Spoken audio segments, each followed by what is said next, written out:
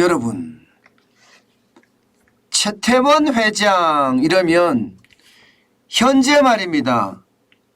대한상공회의소 경제단체입니다. 여기에 회장이기도 하고요. SK그룹의 회장을 맡고 있기도 합니다.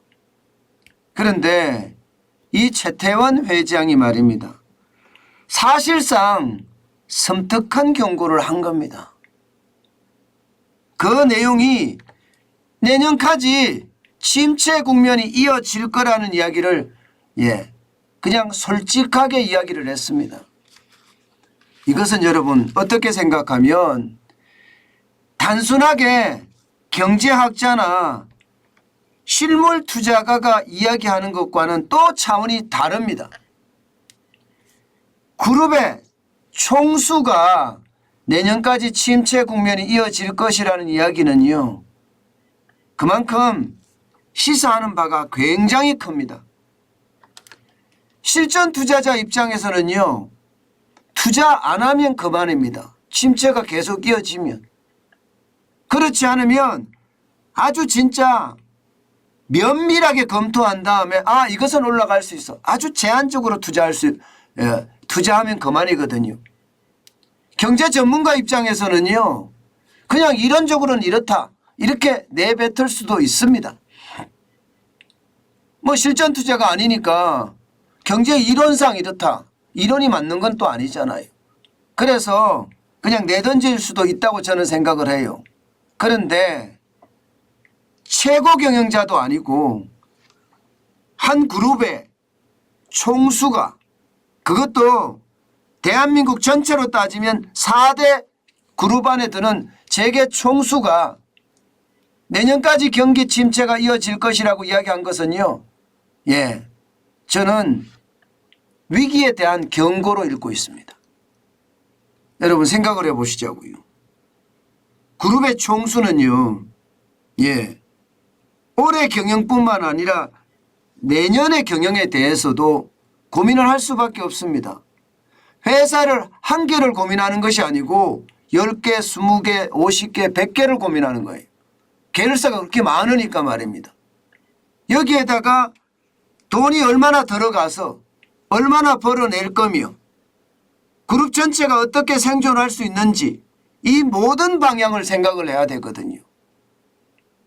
그런 그룹 총수가 내년까지 경기 침체가 이어질 것이라고 이야기한 것은요, 여러분, 우리가 반드시 새겨야 될 내용 중에 저는 하나라고 봅니다. 그만큼 말입니다. 대한상공회의소 회장이자 SK그룹의 총수인 최태원 회장의 한마디는 그 무게감이 있다는 뜻입니다. 그러면 구체적으로 내년까지 어떤 침체 국면이 이어질지 거기에 대한 근거도 내놨겠죠. 당연히 근거를 내놨습니다. 근거는요, 물가 상승의 고통이 가장 크다 이렇게 내놓고 있습니다. 어떤 이유에서건 소비자 물가 상승이 심각하게 올라간다는 것은요, 이것은 기업 입장에서는 물건을 많이 팔지 못한다는 그런 절박함이 담겨 있거든요. 여러분도 알다시피 코로나19가 전 세계적으로 창궐하면서 쉽게 말하면 공급망이 무너졌습니다. 여기에다가 우크라이나 전쟁이 터지면서 공급망은 더 무너졌습니다. 수요는 점점 높아지는데 공급망은 무너졌으니 이게 가격이 올라갈 수밖에 없잖아요. 우리나라 같은 경우는 원자재부터 올랐습니다. 원자재는 우리나라는요, 원자재의 대부분을 수입합니다. 그런 상태에서 물가가 계속 올라가니 기업은 원자재 수입을 해서 제품을 만들어서 판매를 해야 되는데 이게 원자재 가격이 올라간 만큼 계속 올릴 수도 없고 물가는 계속 올라가고 경영은 점점 힘들어지는 것 아니겠습니까? 지금 최태원 회장은 바로 물가 상승을 내년 경기 침체 이어지는데 가장 큰 원인으로 꼽았습니다. 두 번째 꼽은 것은요, 기업 총수 입장이니까 이게 판매가 어떻게 될 것이냐 안 될 것이냐 여기에 대한 판단이 소비자 물가 상승에 있다면 소비자 물가 상승이 되니까 연이어서 임금 상승의 압력이 높다는 거예요. 여러분도 알다시피 지금 최저임금 2022년에도 5.1% 올렸고요. 2023년에도 5%나 올렸습니다. 사실상 이건 미친 짓이라고 생각합니다. 내년에도 경기 침체가 뻔한 이야기인데 5%씩이나 올려니까 이것은 말입니다. 어떻게 생각하면 대기업이나 공기업이나 공무원은 굉장히 좋은 일인지 모르지만 이게 소상공인, 자영업자, 소기업, 중기업에게는요 죽으라는 것과 다름이 없습니다. 예, 그만큼 말입니다.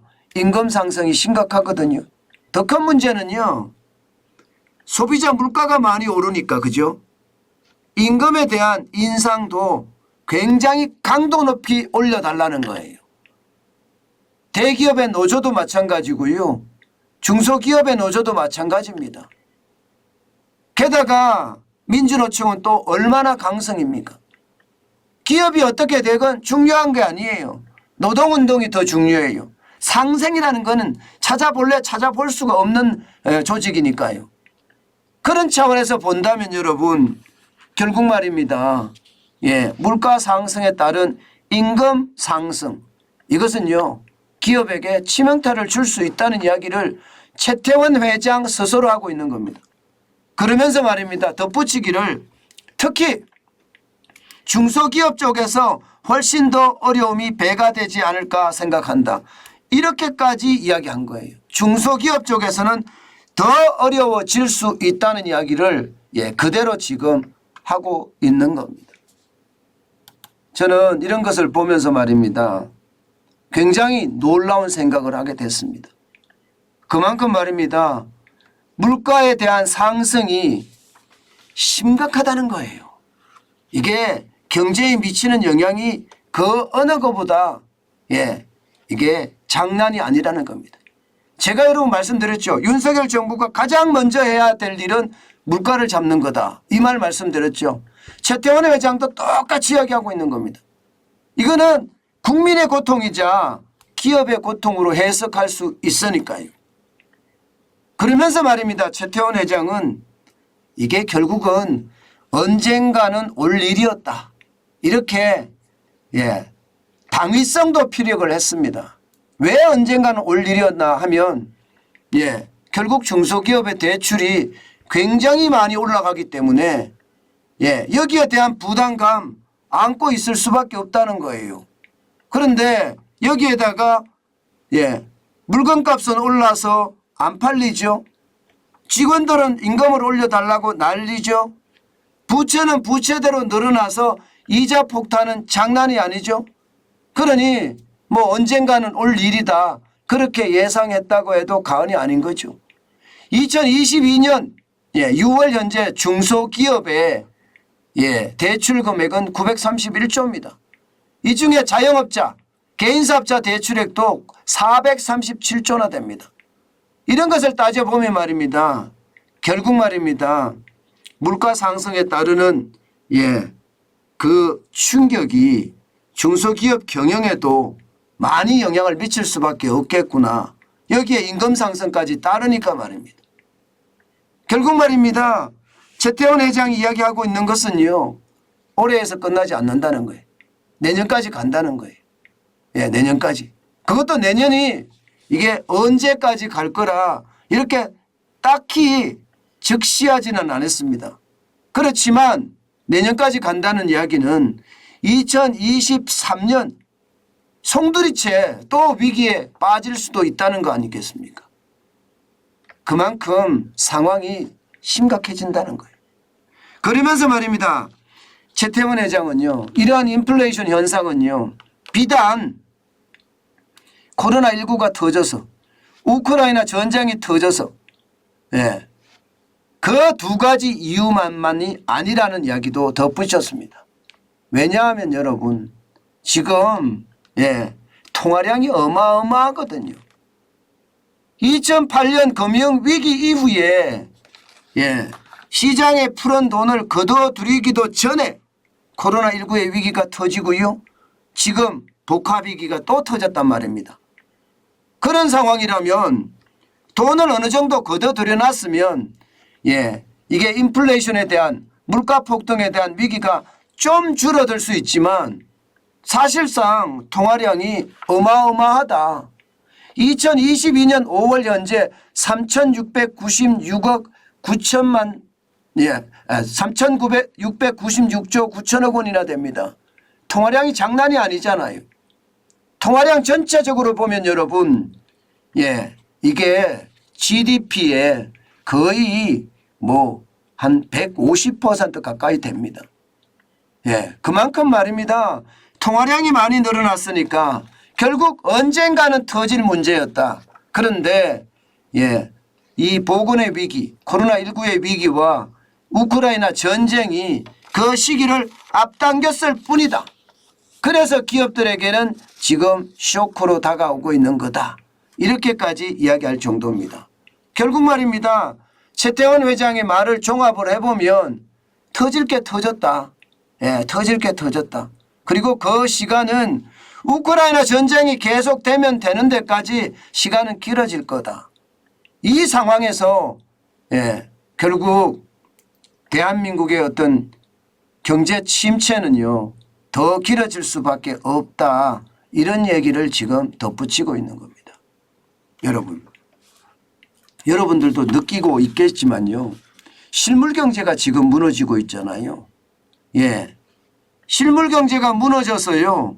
이게 소상공인, 자영업자, 소기업, 중기업의 장사가 안 됩니다. 이들이 장사가 돼서 이자도 갚고 원금도 갚아야 되는데 지금 그러지 못할 체제에 와 있다는 이야기도 많이 했습니다. 최태원 회장의 어떤 이야기는요. 바로 이 실물 경기가 엄청나게 무너지고 있다. 그래서 국민도 힘들고 기업도 힘들고 그 기간은 내년 전체까지 갈 거다. 이렇게 예상하고 있는 겁니다.